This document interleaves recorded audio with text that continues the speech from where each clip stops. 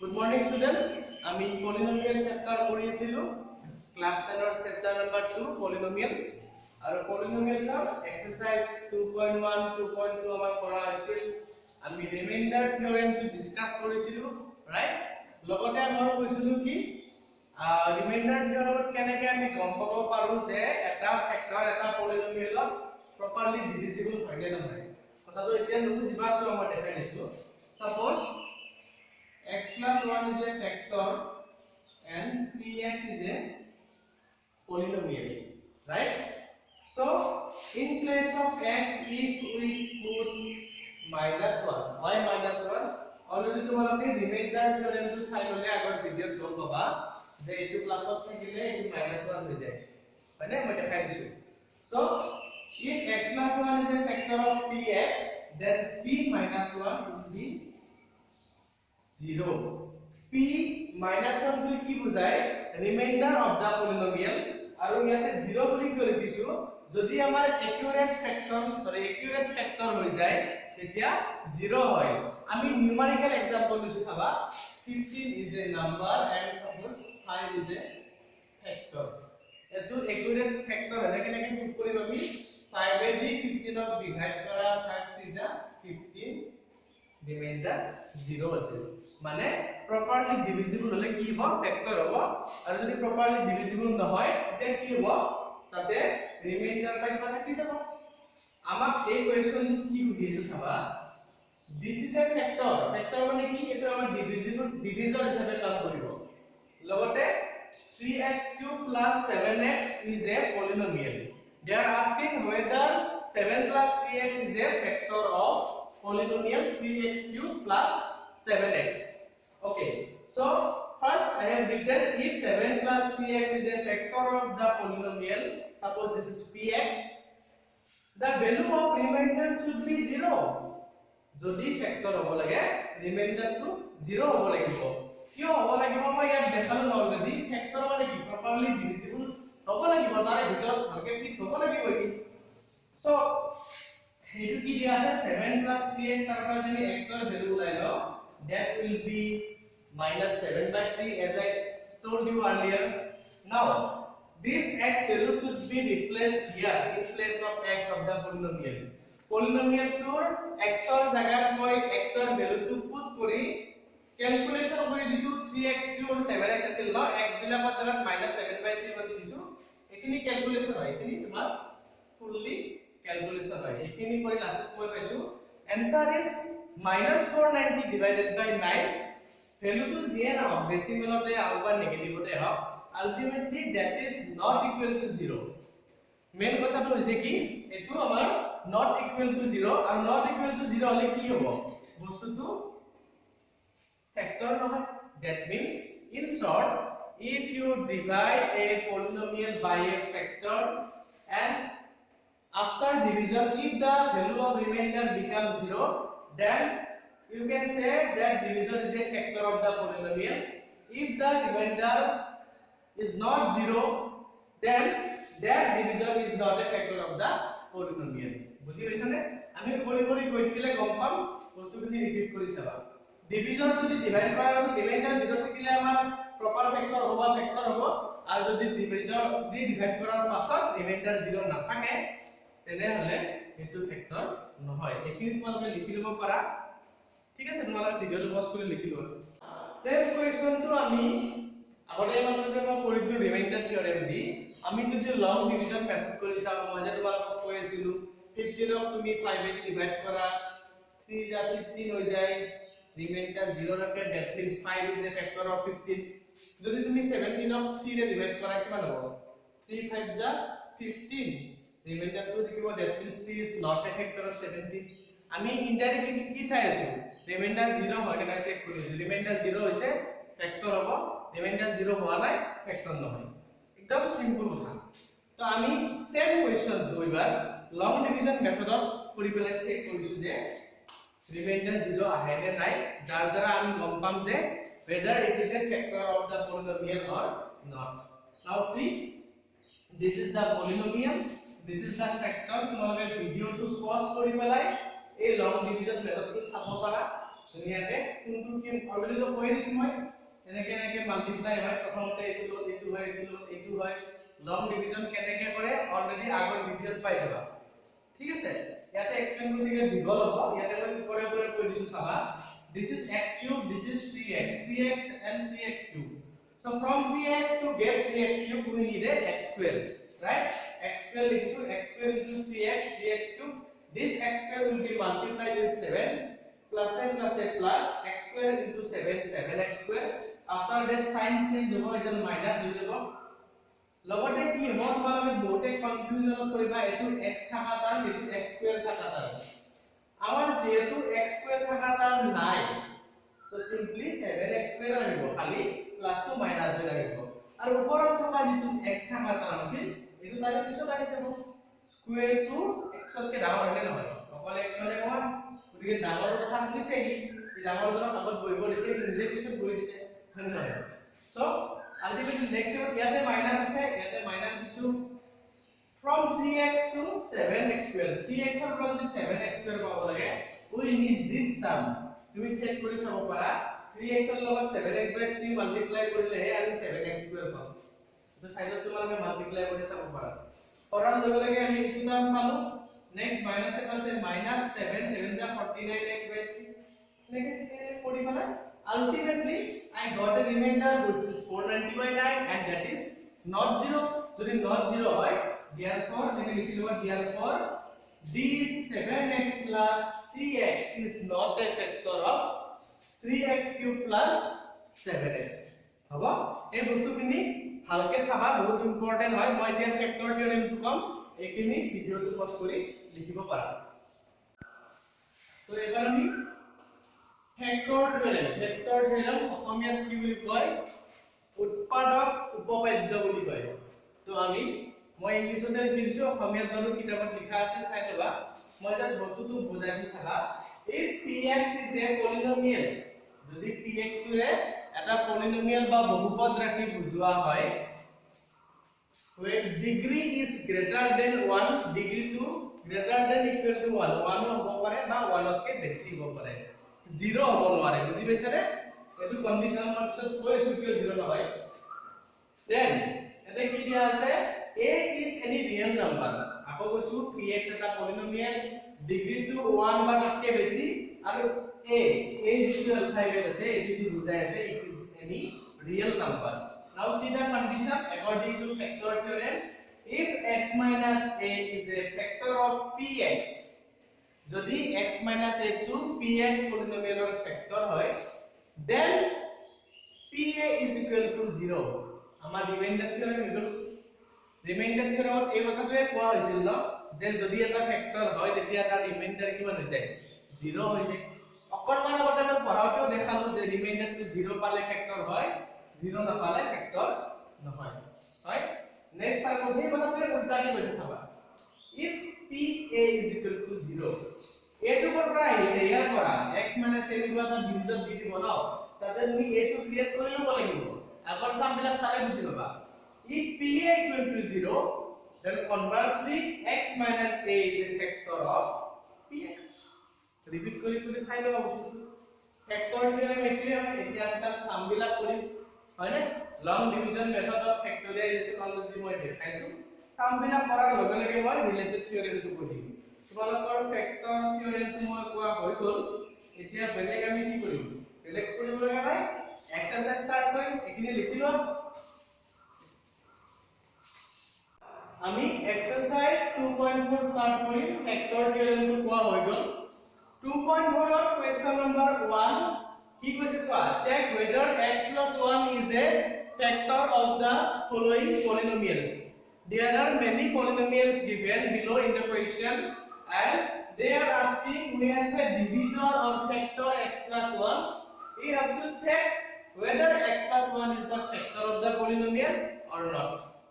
Basic rule of identifying a factor of a polynomial is to do long division method or follow remainder theorem to check whether the remainder is 0 or not. If remainder becomes 0, then it is a factor of the polynomial, and if remainder is not equal to 0, maybe it is positive, maybe it is negative, ultimately if it is not equal to 0, then it cannot be a factor of the polynomial. So see, here we have a polynomial that is x cube plus x square plus x plus 1. Now we got a divisor or value of gx, that is x plus 1. I follow remainder theorem here. I put p minus 1 in place of x. Etu x plus 1 asil karone yat minus 1 patisu, x minus 1 thikile plus 1 patilu hoy. Etu bostu kiyo hoy agor video bilak sale buji paba. So this value ultimately becomes equal to 0. Onno etu kora nai, just simply I replace the value of x in the polynomial and simplify the expression, and our final answer is 0, and which is the value of the remainder, and if remainder becomes 0, x plus 1 is a factor of the polynomial. Now see, I have done same question alternate method, which is long division method. Long division method simply moi long division kori disu, kori palai ki paisu remainder 0 paisu, aru amar x plus 1 to je px or the factor hoy etu proof hoy goise. তোমালোকে যিকোনো এটা মেথডে ফলো কৰিবা, গোটেইটা নকৰিবা। আৰু কোৱেশ্চনত তোমাৰ আৰু 1 2 3 4 কেইবাটাও সাম দিয়া আছে, বাকি কেইটা সাম তোমালোকে প্ৰবেবলি এইটো মেথড বেছি ভাল পাবা। মই সাজেষ্ট কৰো যদি মেনশন কৰি নিদিয়ে ৰিমাইন্ডাৰ থিওৰেমটো তোমালোকে ফলো কৰি ৰিমাইন্ডাৰ চেক কৰিব, বেছি ইজিয়াৰ হয়, ৰাইট। বাকি কোৱেশ্চন নম্বৰ 2 কৰি এইটো তোমালোকে ভিডিও পোষ্ট কৰি লিখি লোৱা। সো আমাৰ এবাৰ কোৱেশ্চন নম্বৰ 2 টো কৰিম। Question number 2 কি দিয়া আছে, check whether gx is a factor of px. 1 to is not same question. ইয়াতে তোমাক দুটা সেপারেট পলিনোমিয়ালস আছে, এটা px বুলি কৈছে, এটা gx বুলি কৈছে। আমাৰ gx এ কি বুজায়, ডিভিজন। সো আৰু px এ কি বুজায়, dividend. So here divisor and dividend both are given. You need to check whether gx is a factor of px or not. How to find it? Simply check the value of the remainder. So আমি remainder check করার কারণে already by factor theorem we know that p minus 1 should be equal to 0. আমি ইয়াতে plus 1 আছে ন, গতিকে আমি এইটো plus 1 দিলে এইটো minus 1 হ'ব, তো minus 1 দিলে plus 1 হ'ব। আৰু এটা কৈছো মই আগৰ ভিডিওত এক্সপ্লেইন কৰিছো কেনেকৈ হ'ব, তো remainder theorem চালে গম পাবা। simply factor theorem লিখা আছিল factor theorem to say about what is the number. So it is a factor of the polynomial. This is px, this is gx. It will have a gompam ke leke simply put p minus 1, and if the value of p minus 1 equal to 0, jodi p minus 1 অর্থাৎ x এর value minus 1 পাতিলে যদি 0 হৈ যায়, তেতিয়া কি হ'ব, gx is a factor of px. আমার এইটো মাইনাস 1 কিয় বাৰে বাৰে পাতিছো মই কৈ নকৈ নোৱাৰিছো, কৈছো না যেটো আমাৰ ডিভিজৰ দিয়া থাকিব সেইটো এনেকুৱা x plus a ফৰ্মেটত থাকিব লাগিব, হৈছে। আৰু আমি যত কোন আছে x plus a নহয় x minus a ফৰ্মেট, আৰু ৰিমাইন্ডাৰ যেতিয়া আমি ফাইন্ড কৰিম তেতিয়া p ডাইৰেক্ট a এর ভ্যালুটো পাতি দিম। তো ইয়াতে x plus 1 আছে ন, যেটো আমি কি লিখিব পাৰো x minus 1, তো আলটিমেটলি a এৰ ভ্যালু কিমান হ'ব, -1 হ'লে সেই কাৰণে মই ইয়াতে কি পাতি দিছো -1 পাতি দিছো, পাতি পেলে ক্যালকুলেশন কৰি দিছো, কৰি পেলে কি পাইছো 0 পাইছো। আৰু gx is a factor of px বুলি গম পাই গৈছো। In short, after putting the value of x, I found that value of remainder after dividing px by gx is equal to 0, and this is proof that gx is a factor of px. তোমালোকে question number 2 থাকা মই 3 2 কৰি দিলো, 1 2 নিজে কৰিব পাৰিবা, বহুত easy question. ভিডিওটো পজ কৰি লিখি লোৱা। কোৱেশ্চন নম্বৰ 3 আমি 1 ৰ এটা 2 এটা কৰি দিলো, বাকিখিনি হোমৱৰ্ক ন, ঘৰত অলপ পঢ়িব লাগিব। কোৱেশ্চন নম্বৰ 3 টো চাবা। কোৱেশ্চন নম্বৰ 3 কৈছে কি, find value of x if x minus 1 is a factor of px. এবাৰ কোৱেশ্চনটো চিধা চিধি কৈ দিছে, x minus 1 টো তলত যিকেইটা পলিনোমিয়াল দিয়া আছে এইকেইটাৰ ফেক্টৰ হয়, এটো এডভান্স কৈ দিছে। তোমাক সুধি আছে k এর কি ভ্যালু হ'ব, এক্সামত তোমাক k নিদি a b c d x y z দিব পাৰে, তুমি ভেৰিয়েবলটোৰ ভ্যালু ওলাব লাগে। তো মই কৈছো কি শুনা, this is our given polynomial, this is our factor, you can say gx, and already question mentioned that this gx or this is a factor of the polynomial. Already factor theorem আমি পাই লৈছো second condition to, if this is a factor of this, then this will be equal to 0. অলপমান আগতে discuss কৰিছো ন, ইয়াতে x - 1 x minus a এর জায়গাত 1 আছে, এইখানে মই a এর জায়গাত 1 কাটি দিছো, আর রিমাইন্ডার তো 0 হবই কারণ ফ্যাক্টর হয় বুলি কৈ দিছে। যার অলপমান কনফিউজন লাগিছে মই কৈছো না, ইয়াতে x - 1 দি এটো ডিভাইড কৰিলে মানে ৰিমাইন্ডাৰ 0 থাকিব, এটো আমাক এডভান্স কৰি দিছে। আৰু আমি যে p1 ইকুয়াল টু পাতি আছো, p1 দি আমি কি ওলাও, রিমাইন্ডার ওলাও, যেহেতু রিমাইন্ডার 0 দি আগৰ পৰাই জানো 0 পাতি দিছো, এই কন্ডিশনটো বুজিলা। আৰু এটো 1 পাতাৰ লগে লগে এই x ৰ জায়গাত 1 আহি যাব, হয় না? আৰু যেটো 0 আছে তাৰ বাকিখিনি সিম্পলিফিকেশন কৰি আমি কি ভ্যালু পাইছো, k এৰ ভ্যালু পাইছো। তো কোয়েশ্চন নাম্বাৰ 3 আৰু তিনটা চাৰটা মান সাম আছে, তোমালোকে নিজে কৰিবা, মই তোমালোকক এতিয়া ফ্যাক্টৰিয়াইজ কৰাম, তোমালোকে ভিডিওৰ বস্তুটো লিখি লও। কোয়েশ্চন নাম্বাৰ 5, কোয়েশ্চন নাম্বাৰ 4 আমাৰ কি দিয়া আছে, ফ্যাক্টৰাইজ। ক্লাস 8 ত লাষ্টৰ ফালে মই কি কৈছিলো, তোমালোকে 9 ত ফ্যাক্টৰিয়াইজ পাবা, ফ্যাক্টৰাইজেশন পাবা, অসমীয়াত ক'বলে উৎপাদক বিশ্লেষণ কৰা, হয়নে? সো ফ্যাক্টৰিয়াইজৰ আমি এটা ৰূপ পাই গৈছো কি, middle term splitting, mid term splitting বুলিও কয়। মিডল টাৰ্মটো আমি স্প্লিট কৰি পেলাই ভাঙি পেলাই আমি ফ্যাক্টৰ ওলাব পাৰো, আৰু আমি কমন লৈ পেলাও পাৰো। যিসকলে ফ্যাক্টৰাইজেশন একেবাৰে নাজানা তাৰ বাবে মই কৈছো, আমাৰ যিকোনো এটা নাম্বার যদি লও, suppose this is 50, inside this number we have small prime number. If we multiply this prime number together, we got the final number. That means এটা নাম্বাৰৰ ভিতৰত সৰু সৰু নাম্বাৰ মাল্টিপ্লাই হৈ থাকে, হয়নে? আৰু ঠিক তেনেকে এটা পলিনোমিয়েলছতো সৰু সৰু ফ্যাক্টৰ মাল্টিপ্লাই হৈ থাকে, আৰু এই ফ্যাক্টৰখিনি ভাঙি চিঙি যেতিয়া আমি ওলাই দিম নহয়, তাকে কয় ফ্যাক্টৰিয়াইজেশন। তো এই কোৱেশ্চনটো সবতকে ইজি, যোনে মিডল টার্ম স্প্লিটিং একদমই না জানা মন দি শুনিবা। তার রুলটো কি আছিল, check the coefficient of first term, প্রথম টার্মটো তুমি কোএফিসিয়েন্ট চেক কৰিবা, and check the last constant digit. লাস্টত তোমালোকৰ নন ভেৰিয়েবল টাৰ্ম যেটো থাকে এটো কনস্ট্যান্ট কও। মই আকৌ ক'ব কৰিছো, প্ৰথম টাৰ্মটোৰ যেটো কোএফিসিয়েন্ট আছে আৰু লাস্টৰ যেটো তোমাৰ constant term আছে, multiply both of them, দুটা multiply কৰি দিবা, and then take the value, that is 12. How many ways we can find 12? আমি 12 কিমান ধৰণে পাব পাৰো, 1 into 12 কৰিলে 12 পাম, 2 into 6 কৰিলে 12 পাম, 3 into 4 কৰিলে আমি 12 পাম। আমি এনেকে গোটেইখিনি যিমানটা ৰাস্তা আছে 12 তোমাৰ আমি লিখি লম। মই আকৌ ৰিপিট কৰিছো, ফাৰ্স্ট কথা ফার্স্ট টার্ম আর লাস্ট টার্মটো চাই লম, মানে কি কি কনস্ট্যান্ট আর কোএফিসিয়েন্ট আছে তাকে মাল্টিপ্লাই কৰি ভ্যালুটো ওলাই লম, লৈ ইমান ধৰণে সেই নাম্বাৰটো পাব পাৰি সেইটো আমি ট্ৰাই কৰিম। তাৰে পিছৰ স্টেপটো বুজিবা, তাৰে পিছৰ স্টেপ চেক কৰিম লাষ্টৰ কনস্ট্যান্ট নাম্বাৰৰ কি দিয়া আছে, মানে কি সাইন দিয়া আছে, প্লাস দিয়া আছে নে মাইনাস দিয়া আছে। যদি প্লাস দিয়া আছে, তুমি এই যিকেইটা পাইছিলা যি মাল্টিপ্লাই কৰিলে পাই, এইকেইটা প্লাস কৰি চোৱাচোন, 12 plus 1 13, 6 plus 2 8, 3 plus 4 7, মানে মই কৈছো কি এই ফ্যাক্টৰিয়েলটা আমি প্লাস কৰিব লাগে নে মাইনাস কৰিব লাগে, তাৰ ইন্ডিকেশনটো লাস্ট টাৰ্ম কনস্ট্যান্ট টাৰ্মৰ লগত থকা সাইনটোৰ পৰা পাম, আৰু সেইটোৰে আমি ইনডাইৰেক্টলি কি মেচ কৰিব, মিডল টাৰ্মটো মেচ কৰিব। তোমালোকে ভালকে চোৱাচোন, প্লাস হ'ব বুলি গম পোৱাৰ পিছত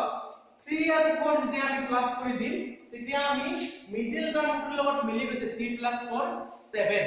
right? So I have replaced 3 plus 4 in place of 7 and express the expression, expand the expression and took common from each term. আমি expand কৰাৰ পাছত common লৈ পেলাই কি কৰিছো, এখিনি ফ্যাক্টৰ পাইছো। কমন হোৱাখিনি মই বুজাই দিছো, কমন হোৱাখিনি তোমালোকে ক্লাস 8 9 তে শিকিছা, হ'ব? আৰু এইটো ডাইৰেক্ট কোৱেশ্চন নম্বৰ 5 ৰ কোৱেশ্চন নম্বৰ 4 যেটো ডাইৰেক্ট কমন লৈ পেলাই মই ফ্যাক্টৰিয়াইজ কৰিছো। কোৱেশ্চন নম্বৰ 1 টো তোমালোকে নিজে পাৰিবা, হোমৱৰ্ক বহুত ইজি হয় আৰু ফৰত যি বাকি কেইটা কুৱেশ্যন আছে 2 3 4 কেইটামান আছে চাগে চাৰিটা বস্তুমান গোটেই কেইটা কৰিব পাৰিবা কিন্তু কুৱেশ্যন নম্বৰ 5 ৰ দুটামান সাম আছে এক্সট্ৰা যেটো আমি কমন লৈ বা মিডল টাৰ্ম স্প্লিটিং কৰি ফেক্টৰাইজ কৰিব নোৱাৰো তাৰে কাৰণে আমাক নতুন মেথড এটা লাগিব যেটো আমি কম সিনথেটিক মেথড আৰু যেটো মেথড মোৰ বহুত ব্যক্তিগতভাৱে পাৰ্সোনালি মোৰ বহুত প্ৰিয় মেথড বহুত শৰ্টকাটত ওলাব পাৰি লং ডিভিজন নালাগে মিডল টাৰ্ম স্প্লিটিং নালাগে বিন্দাস ওলাই যায় কিন্তু এটো কাৰণে তোমালোকে নেক্সট এপিসোডটো মানে নেক্সট ক্লাছটো কাৰণে ওয়েট কৰিব লাগিব আজি মই তোমালোকক স্পেশালি অন্য একো নিদিও তোমালোকক এটা সাজেশন কৰিম যে আমি নেক্সট যেহেতু 2.5 এক্সাৰসাইজ বা পলিনোমিয়েলৰ লাস্ট এক্সাৰসাইজটো ডিসকাশন কৰিম তাৰে কাৰণে তোমালোকে এলজেব্ৰিক যিবিলাক আইডেন্টিটিজ আছে সেইবিলাক অকনমান পঢ়ি থবা ঠিক আছে পৰকি মানে বা দুদিনমান দেৰিকে আমি লাস্ট এপিসোডটো বনাম আৰু পৰকি আৰু দুটা এপিসোড হ'ব পাৰে দুটামান হ'ব আমি ট্ৰাই কৰিম যিমান কম ক্লাছত পাৰি তোমালোকে ভালকে পঢ়িবা টেক কেয়াৰ